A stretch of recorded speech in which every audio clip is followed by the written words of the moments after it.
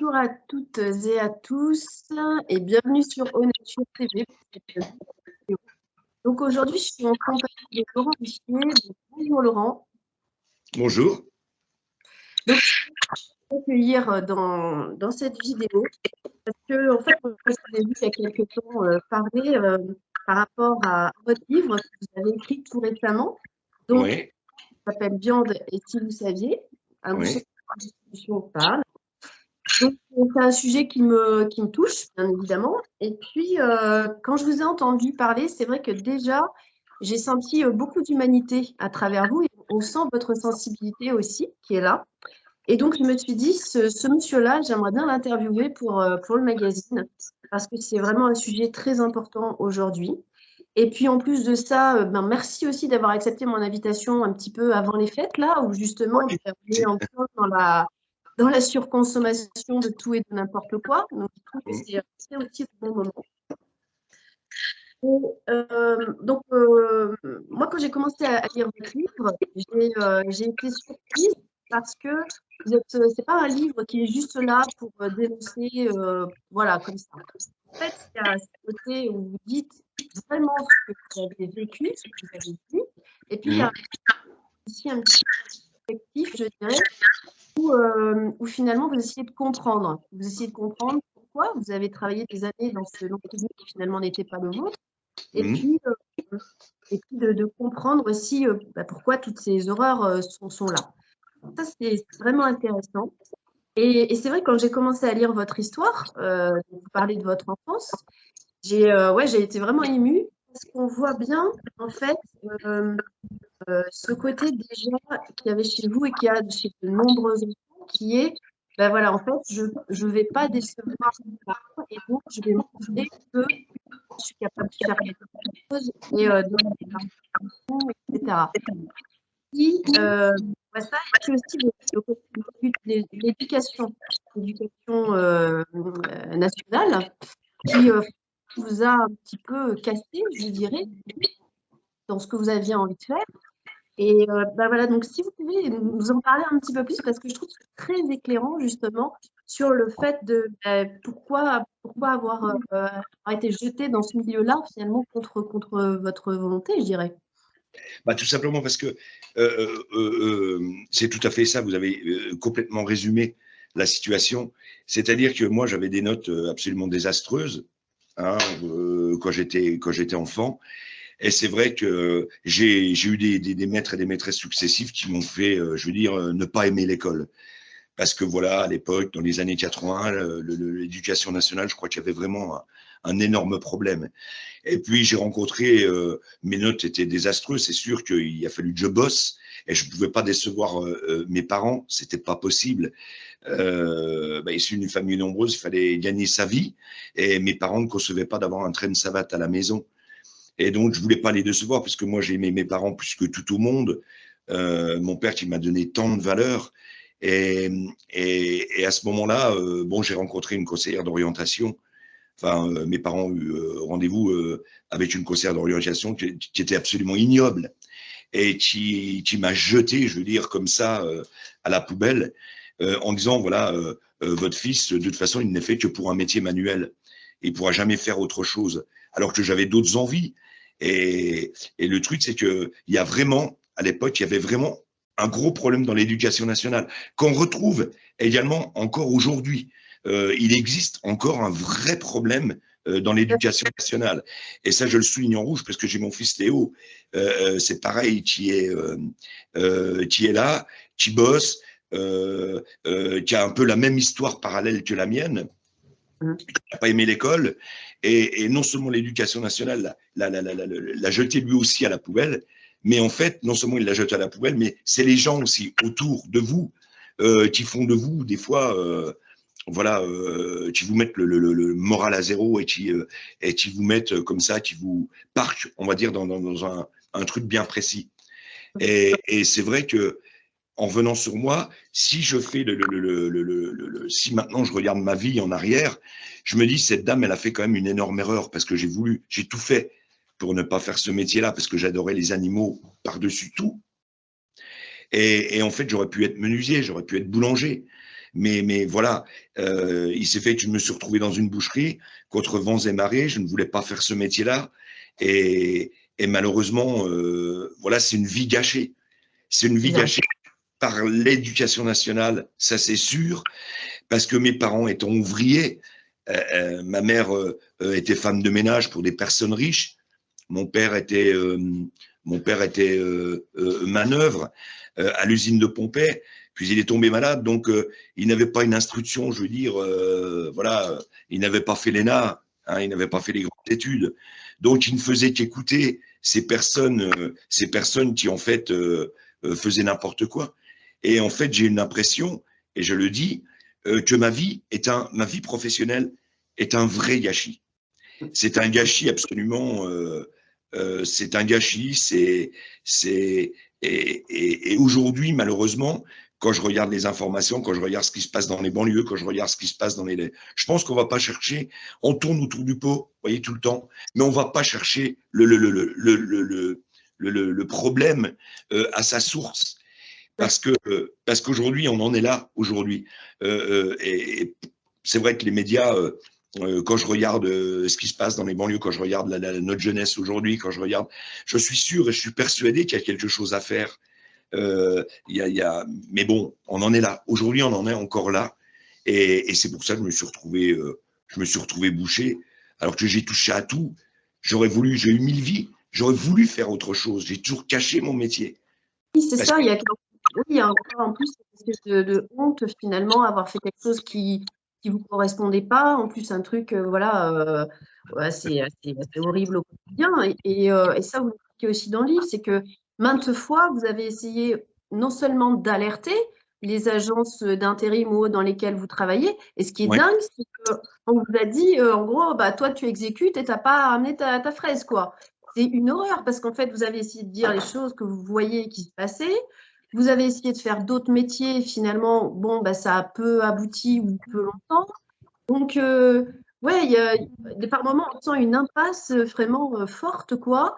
Ouais. Et, mais c'est assez incroyable. Donc, le problème, il est dans l'éducation nationale, certes, je pense, pour certains points, mais aussi dans tout le reste qui, finalement, c'est comme une espèce d'engrenage dans lequel bah, vous avez été pris. Et je pense qu'aujourd'hui, ça peut parler à beaucoup de gens parce que je pense qu'il y a beaucoup de gens aussi qui sont pris dans cette espèce d'engrenage. Et oui, il faut dire stop. Et comme vous disiez très bien, aller voir le problème aussi à la source, quoi. Voilà, Et voilà. Et c'est complètement ça. Et je suis heureux. Mais vraiment, je suis plus heureux que de ce que vous dites, parce que c'est exactement ce que vous avez compris, ce que j'ai écrit. Voilà, vous l'avez compris. Allez voir le problème à la source, et après, quand on revient sur le travail, bah oui, quand vous parliez j'ai essayé d'alerter, comme vous dites, les autorités. Non, parce que c'est un métier, péjorativement, j'aime pas parler comme ça parce que mon père me l'a pas appris comme ça, mais tu fermes ta gueule et tu fais ton taf. D'accord. C'est comme à l'époque. À l'époque, si on fait un bond dans le passé, bah tu fermes ta gueule et tu feras le métier là. Voilà. c'est ça. Parce que tu n'es fait que pour ça. Et en fait, c'est l'histoire de ma vie. Mm. C'est l'histoire de ma vie. C'est l'histoire d'un échec total. Bien sûr que et je le répète, j'ai essayé de faire autre chose parce que, mais voilà, les portes sont toujours fermées. Voilà, est-ce que le partage existe vraiment? Ça, aide-toi, le ciel t'aidera. Ouais, peut-être. Mm. Je sais pas. Mm. Ouais. Mm. Voilà, ouais. Oui, donc ouais, c'est hyper touchant en fait votre témoignage, votre livre. Alors c'est vrai que moi il y a des passages où j'ai lu un peu en horizontal parce que ça me prenait un peu trop, mais les horreurs que vous avez vues, que vous décrivez, vous êtes aussi bah, finalement tombé quelque part en dépression parce que de vivre ça au quotidien, d'être dans un milieu dans lequel qu'on déteste et le faire quand même bah, pour multiples raisons, enfin, j'ai l'impression que c'est en fait ce qu'il y a de pire pour un être humain, quoi. Vraiment. Parce que ça crée une espèce de dissociation au quotidien en plus. Et bah, ouais, c'est hyper lourd finalement à vivre. Surtout que vous, en plus, vous avez votre passion, la musique et tout. Vous auriez aimé travailler là-dedans. Mm. D'ailleurs, vous avez fait quelques passages dans les radios, des choses comme ça. Mais Ouais. là aussi, c'est un monde qui est cruel finalement. C'est-à-dire que bah, c'est bien un jour et puis 15 jours après, tu corresponds plus, on te dégage en gros. Donc, Voilà. c'est un problème aussi. Oui, et c'est vrai, mais c'est tout à fait ça. C'est quand j'ai eu une petite expérience en télévision, parce que voilà, vous avez lu le livre, vous avez vu que j'avais travaillé comme animateur de télévision sur RTL 9, où j'ai eu un succès absolument colossal, mais ça n'a pas servi. Ça n'a pas servi parce qu'aujourd'hui, voilà, j'ai beau, j'ai tapé au port, j'allais comme je le mets dans le livre, j'allais avec le chapelet dans la poche. En priant. Non, parce que je voulais vraiment, vraiment parvenir dans ce métier qui était pas fait pour moi. Comme je dis, je suis pas un tueur d'animaux, je suis pas un désosseur d'animaux, je suis pas un... Non, et le truc, et c'est vrai, comme vous l'avez lu dans le livre et comme bah, les lecteurs le liront, hein, s'ils se le procurent, ouais, c'est une histoire, c'est une triste histoire, ouais. Ouais, c'est une histoire triste. Ouais, c'est une histoire triste parce que même en vous parlant, aujourd'hui, je remémore, vous voyez un peu, je remémore un peu tout ça et c'est terrible. C'est Ouais. terrible. C'est terrible. Ouais, c'est terrible. Ouais, ouais. Et puis Mm. c'est vrai que oui, on comprend finalement, parce que à premier abord, comme ça, on peut se dire, ouais, mais voilà, il a travaillé là-dedans pendant des années, il a bien voulu quelque part, il aurait pu partir plus tôt et tout. Donc justement, quand Non, ça se passe pas comme ça. C'est-à-dire que oui, effectivement, il y a une vidéo qui est virale sur Internet où il y a des gens qui disent ouais, il a travaillé 25 ans là-dedans, là seulement qui ramène ça, hein, voilà. voilà, hein, qu'il ouvre sa bouche. Non, mais de toute façon, il aurait pu faire autre chose. Mais c'est tellement facile. Mais C'est c'est tellement tellement facile. Mais des CV, j'en ai envoyé par milliers. Alors quand c'était pas dans les médias, parce que c'est vrai que j'avais une passion pour les médias jadis, et je le souligne, parce qu'aujourd'hui, ce que j'aimerais, c'est, et d'ailleurs par rapport à votre interview, je lance encore l'appel, comme je l'ai fait en télévision, comme je l'ai fait dans les radios, ce que je voudrais, c'est travailler pour une association animalière, parce que j'aime les animaux par-dessus tout, parce que c'est peut-être là qu'était ma vocation, certes, mais j'ai envoyé partout des CV, par milliers, même pour être commercial. Mais vous savez, une fois que vous avez 40 ans en France, vous êtes considéré comme un vieillard. Et le problème, c'est que ben voilà, voilà, on vous aujourd'hui dans le travail, il faut, ben voilà, ça se passe pas comme ça.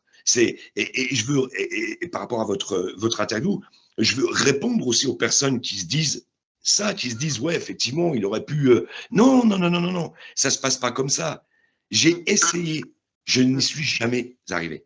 J'ai essayé, j'en ai envoyé des CV. Et dans des entreprises, pas que dans les médias, dans des entreprises pour être commercial et tout, mais non, ça se passe pas comme ça. C'est impossible.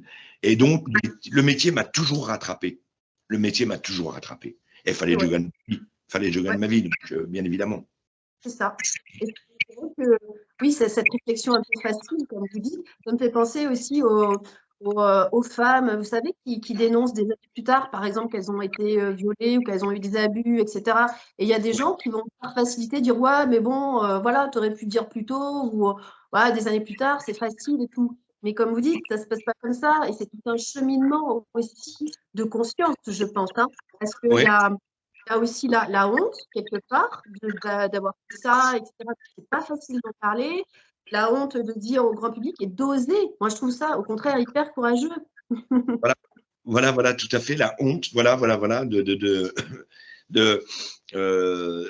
oui, toute ma vie, j'ai caché mon métier, quoi. Je voulais pas toute ma vie.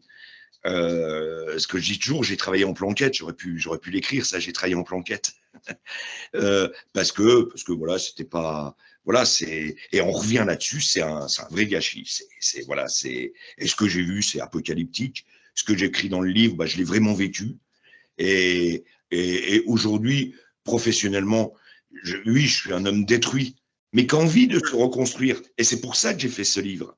C'est pour ça, parce que j'ai envie qu'on m'écoute, parce que parce que voilà, bah ouais, même à 57 ans, aujourd'hui, j'ai envie de rebondir. Ouais, bah oui. Bien sûr, bien J'ai sûr. envie de montrer qu'à 57 ans, aujourd'hui, un homme comme une femme, eh ben, on peut avoir 60 ans aujourd'hui et être utile, on va dire, à la société. Oui, Et, et ça, je veux je le souligne en rouge quand nos présidents successifs, quand nos ministres auront compris ça, ils auront tout compris. Voilà. C'est bien beau de pousser la retraite jusque 65 ans, 60, enfin bref quoi. Mais en fait, on prend jamais le problème sur le fond. Et, exactement.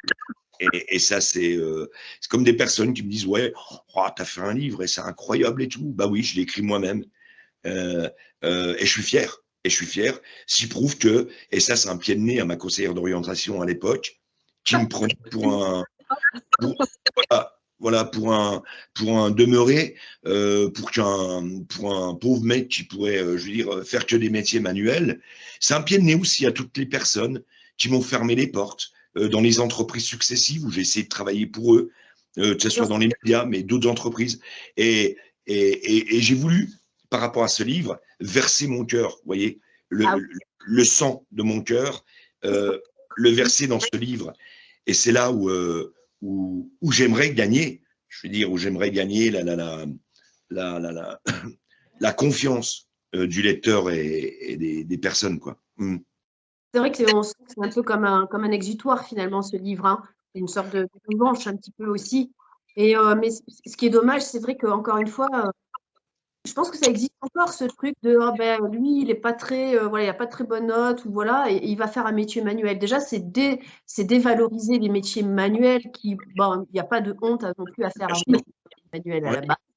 Comme vous Mm. dites, vous auriez pu faire un autre métier, ou que ce soit boulanger ou autre, mais voilà. Mais donc, il n'y a pas à dévaloriser un côté plus que l'autre. Et là, je pense qu'on est quand même aussi au cœur du problème, même si aujourd'hui, il y a quand même pas mal de gens qui parlent de ça et qu'on est en train justement, de passer à autre chose.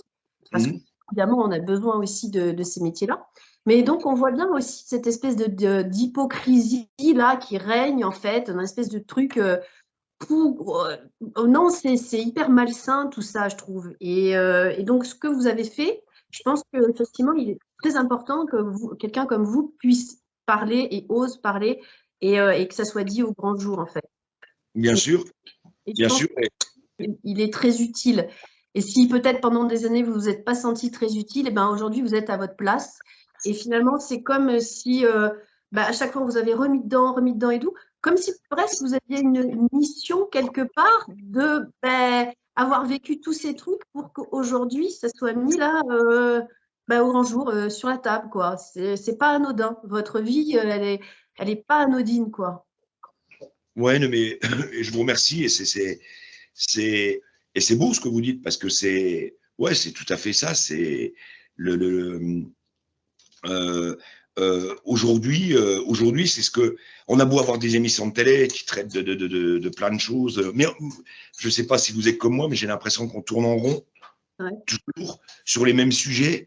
Euh, je vais dévier un peu l'immigration, par exemple, on tourne en rond sur l'immigration, on tourne en rond sur l'insécurité, on n'arrive pas à donner des solutions. Et il n'y a aucun média qui peut aujourd'hui vous donner des solutions aucun politique, mais aucun média. Alors, c'est bien beau. Ah bah oui, il faut faire ça, il faut faire ça, il faut faire ça. Mais c'est pas si facile. C'est pas si facile. Et aujourd'hui, en France, le problème, c'est que aujourd'hui, bah, oui, on tourne en rond. On tourne en rond et ça, c'est indéniable. Et c'est pour ça que. Mais il y a tellement de choses à faire. Il y a Ouais. tellement, mais tellement de choses à faire. Il y a tellement de. Et c'est pour ça que dans mon livre, je dis, bah, quand je parle des animaux, c'est pareil. C'est une parenthèse, hein, attention. Vous savez que moi, quand j'ai alerté, là je change un peu de conversation, mais quand j'ai alerté les autorités sanitaires, la direction départementale de la protection des personnes, de la population et l'hygiène, il n'y a qu'un magasin qui s'est fait contrôler. Pourtant, Dieu sait si j'aurais fermé la boutique, moi, parce que vu les choses apocalyptiques que j'ai fait, mais le truc, c'est que j'en perds mon français, mais le truc, c'est que en fait, c'est, c'est,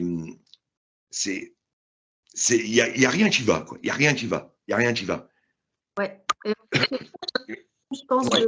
de base, à mon avis, hein, c'est qu'aujourd'hui, on en arrivait à une espèce de que le mal est devenu presque banal. C'est-à-dire que c'est presque normal de maltraiter. En fait, on n'y voit plus. Vous voyez, je prends l'exemple, par exemple, quand on va au supermarché, donc moi, ça fait de belle lurette que je le fais, mais par exemple, acheter du jambon sous cellophane. Vous avez le beau marketing avec le petit cochon dans les prés, machin, le truc. Les gens, ils achètent ça et voilà. Mais en fait, ils sont coupés de la réalité, ils sont coupés de leur. Parce que je suis sûre qu'il y a plein de gens, ils iraient voir réellement comment ça se passe, ils n'achèteraient pas le jambon. Mais en fait, on leur fait croire que nanana. Donc en fait, la maltraitance, elle est cachée et elle est presque devenue finalement normale. Et je parle de la maltraitance des animaux, mais la maltraitance des gens, à la base aussi des enfants. Hein. Donc ça, comme vous avez finalement maltraité par cette conseillère d'orientation et vous avez été traumatisé quelque part. Et en fait, pour moi, la racine, elle est là. C'est-à-dire qu'aujourd'hui, il est temps que les gens prennent conscience que, eh ben oui, il y a de la maltraitance et que ça peut plus durer comme ça. Je Bien pense que sûr, c'est en tout cas.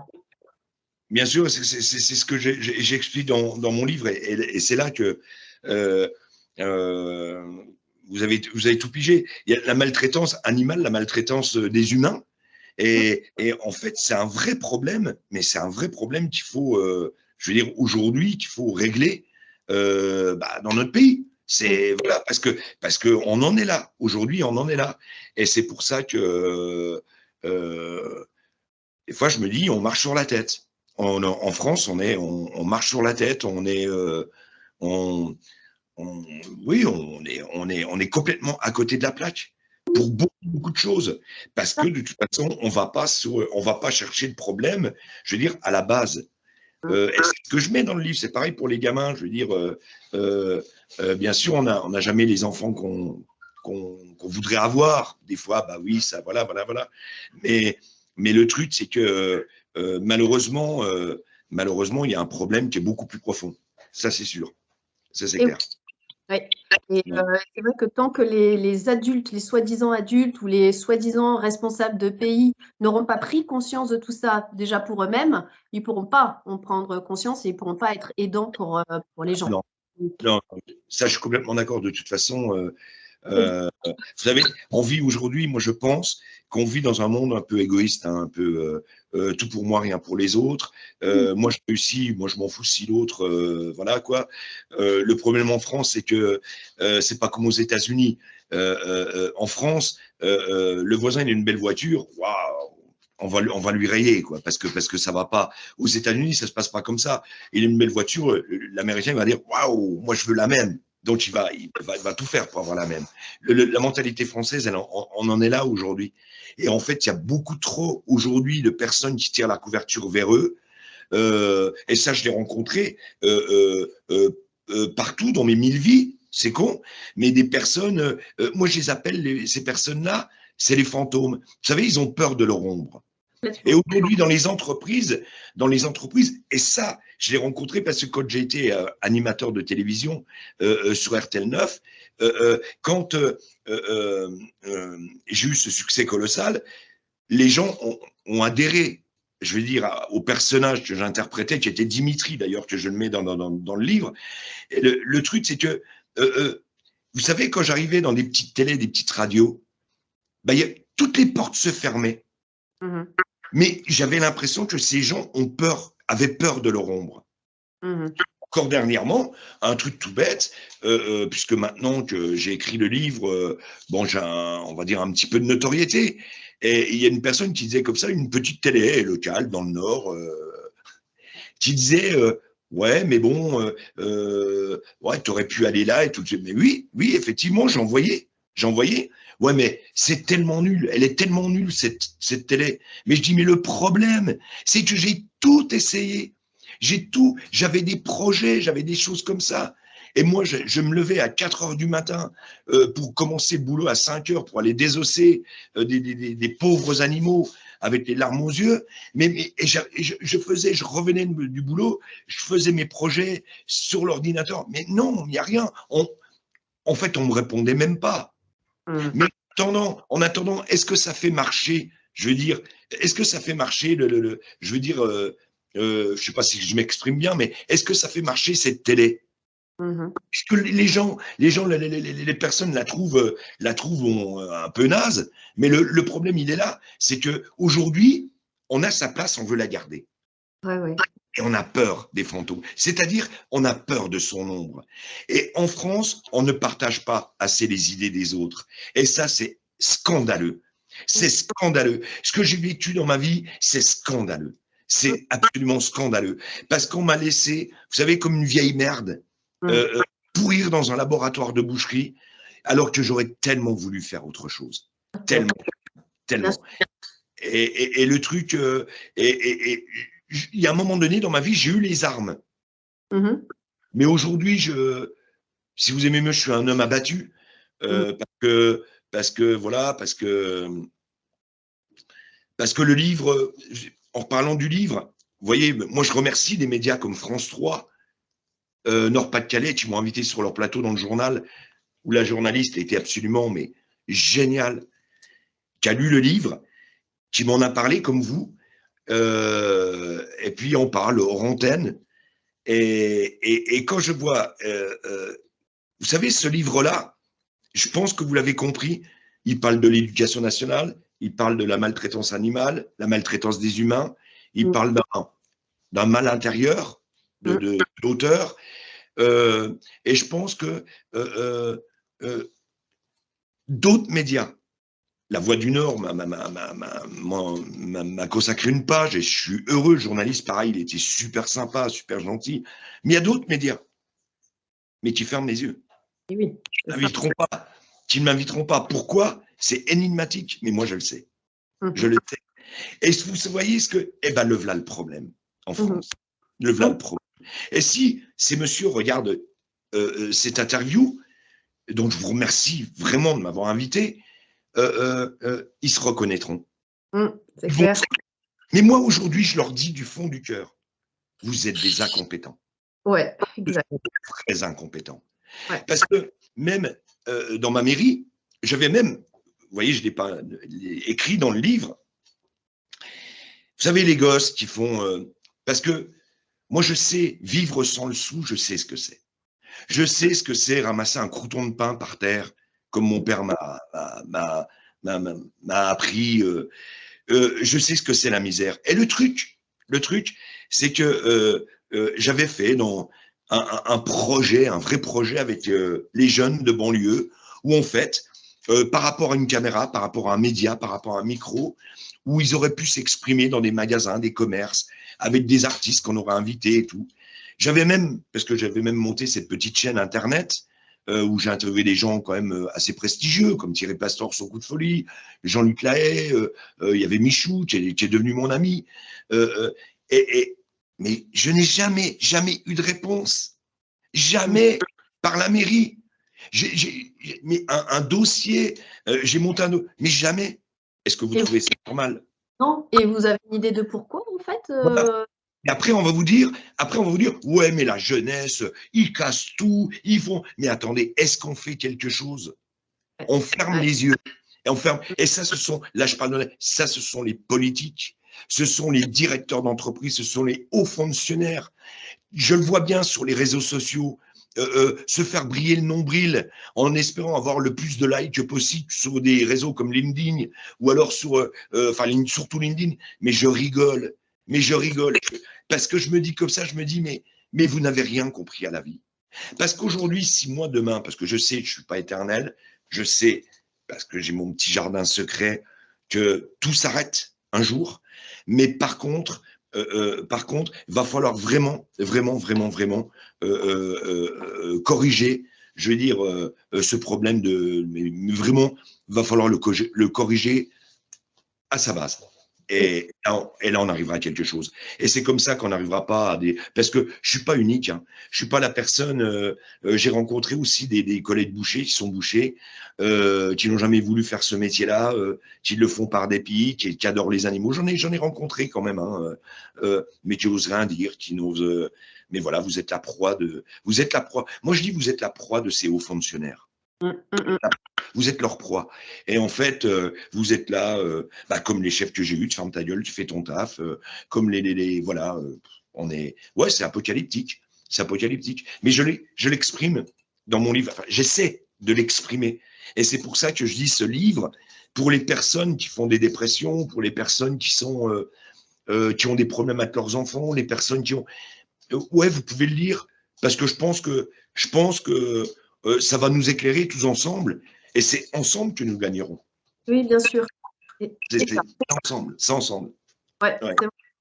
Et donc, malgré tout ce que vous avez vécu, finalement, ça vous a amené à aujourd'hui, avec cette conscience éclairée aussi, à la fois sur vous-même et sur la société. Et ça, c'est bravo, en fait. J'ai juste envie de vous dire bravo. Non, mais parce que la société aujourd'hui, dans cette société dans laquelle on vit, un exemple, mon fils qui ne voulait pas travailler, et aujourd'hui qui est travailleur, mais comment on a réussi? On a réussi ensemble dans la discussion, parce que je suis allé chercher le problème, je suis allé le chercher au fond de son âme, au fond de son cœur. Et c'est comme ça qu'on y arrive. Mais à part, on est dans un pays en France où de toute façon, malheureusement, mais c'est pas tout le monde qui est comme ça, mais malheureusement, les personnes croient souvent que le reflet, bah ce sont les médias, les politiques, et puis voilà, et puis on acquiesce. Mais finalement, est-ce que aussi l'humain en lui-même se remet en question? C'est ça. Je ne suis pas sûr que l'humain se remette en question. Vous savez, demain, je peux regarder Pascal Praud à la télévision, je peux regarder Jean-Marc Morandini, on va tourner en rond, j'écouterai, je me ferai une idée, mais c'est moi, c'est mon cœur qui va parler après. C'est moi, vous voyez ce que je veux dire? Enfin, je m'exprime peut-être mal, mais c'est comme ça, quoi. Et le truc, c'est qu'aujourd'hui, l'être humain, des fois, des fois, il est désastreux, quoi. C'est clair. C'est vrai que Voilà. c'était cette remise en question. Finalement, déjà, vous avez fait une remise en question sur vous-même, et ça fait déjà un moment, je pense, en fait, mais vous n'étiez pas entendu. Et aujourd'hui, vous avez la chance d'être entendu, de prendre un nouveau cap. Et puis, j'espère qu'en fait, tous vos projets et ce que vous avez envie de faire pourront se réaliser, en tout cas. Oh, vous savez, dans ma vie, j'ai pas beaucoup de projets. Mon projet aujourd'hui, vous savez, comme je dis, j'ai ma femme, j'ai mon chien, Ripper, j'ai le Gamaleo, j'ai ma petite chatte, Pépite, qui m'apporte un bonheur mais inouï, incommensurable, parce que mes bêtes n'ont jamais, voilà, il y a aucune haine, il y a aucun a priori chez eux. Même les personnes qui leur font du mal, ils reviendront toujours vers eux parce qu'il n'y a aucune rancune. Et c'est dans la nature que je veux travailler. C'est dans la nature avec eux, avec ces animaux dont on a tant besoin sur notre planète. Mais quand je vois ce qui se passe, l'élevage intensif, quand je vois tous ces trucs-là, quand je vois toutes ces affaires sordides, mais ça me fait sortir de mes gonds. Mais on n'a pas le droit de faire du mal à un animal parce que l'animal, il respire, il vit, il pense et il joue. Et le truc, c'est que voilà quoi, c'est aujourd'hui, c'est pour ça que je voudrais, par rapport à mon livre, éclairer les consciences, dire attendez, je ne force personne à être végétarien, même si je suis végétarien, je ne force personne, mais voilà quoi, c'est éclairer les consciences. Ouais, et c'est vrai que justement, là, dans cette période où on est avec les fêtes et tout ça, où on sait très bien qu'il y a la décadence totale, oui, c'est un chouette message. Comme vous dites, on va forcer personne à être végétarien ou quoi, mais juste quand même à réfléchir et de faire les choses avec responsabilité. Parce que je crois que c'est un mot très important aujourd'hui, c'est cette notion de responsabilité qu'on a envers nous-mêmes, mais aussi envers les autres et envers les animaux et les enfants. Voilà. C'est pas normal que dans les moyennes et grandes surfaces où j'ai travaillé tout au long de ma vie, de jeter 4-5 caddies de poubelle à la poubelle de viande. Compter toute la remballe que j'ai fait, toutes les préparations bouchées honteuses, toute la viande périmée, mais 4-5 caddies à la poubelle dans une moyenne surface, mais tant d'animaux tués pour rien. Moi, quand j'allais vider à la poubelle ces caddies de bidoche, de viande, mais je me disais, mais je voyais la souffrance des animaux, souffrir pour terminer dans une poubelle. Mais c'est une honte. mais une honte. Mais est-ce que ces gens-là arrivent à se regarder dans les yeux? C'est ça. Je vais vous dire même pas, parce que je les ai côtoyés. Il y en a un qui est nez à nez, prêt à se taper dessus, parce que non seulement ils ne respectent pas la vie animale, mais ils ne respectent pas aussi la vie humaine. Parce qu'aussi, il y a des gens qui crèvent de faim aujourd'hui, qui meurent de faim. Et voir ça, c'est apocalyptique. C'est On apocalyptique. voit bien encore une fois la décadence, l'hypocrisie. On nous dit, voilà, c'est la fin de l'abondance ou je sais pas quoi, et puis on jette des milliers de tonnes de nourriture chaque année à la poubelle, etc. On marche en plein délire, en fait. Et voilà, si votre livre, en tout cas, il permet d'éclairer un peu tout ça, c'est chouette et ça sera sa mission. Ouais, c'est un délire total. C'est voilà, c'est l'appât du gain, c'est la surconsommation, c'est le confinement, l'après-confinement.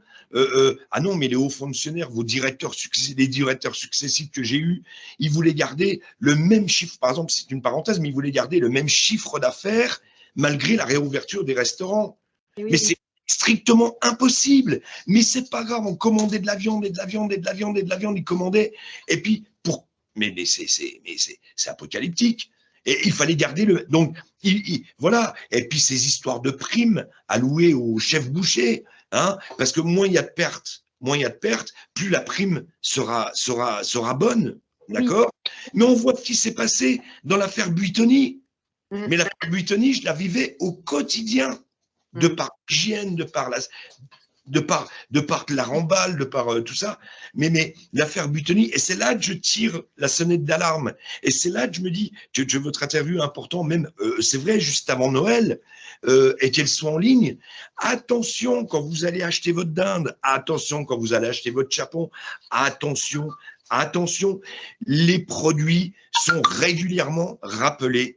Toutes les semaines, il y a des lots de produits qui sont rappelés en permanence.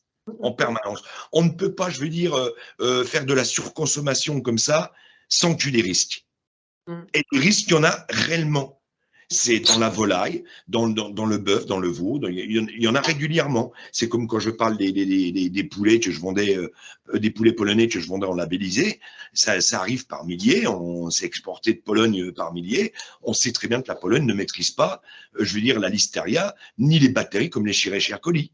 Mais c'est pas grave, c'est pas grave, on y va, c'est ça de la surconsommation, c'est ça.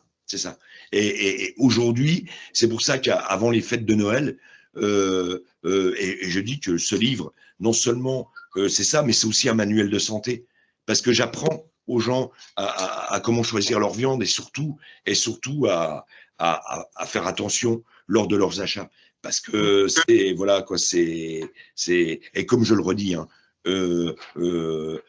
moi j'ai vu après dans le bouquin, il y en a beaucoup qui disent ouais mais attendez, là, c'est un pro-vegan, pro-végétarien, là, il nous fait la leçon.